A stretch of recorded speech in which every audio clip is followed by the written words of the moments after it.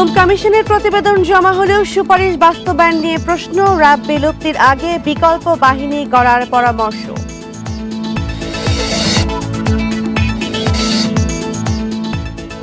তারেক রহমানের সাথে প্রণয় ভার্মা সহ কূটনীতিকদের সাক্ষাৎ। সংসদ নির্বাচন সহ নানা ইস্যুতে আলোচনা।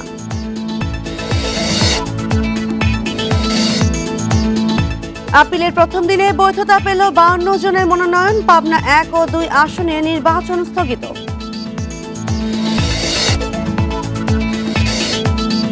চাঁদপুরের বিভিন্ন ব্যাংকে তারল্য সংকট, টাকা তুলতে না পেরে ভোগান্তিতে কয়েক লাখ গ্রাহক।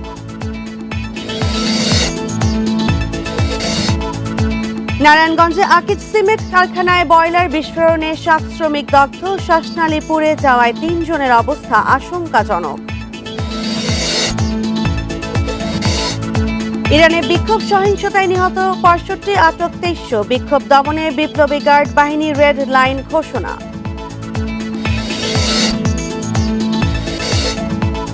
ভারতে খেলতে না যাওয়ার সিদ্ধান্তে অনড় বাংলাদেশ। বিসিসিআই কর্মকর্তাদের সঙ্গে আইসিসি সভাপতির বৈঠক আজ।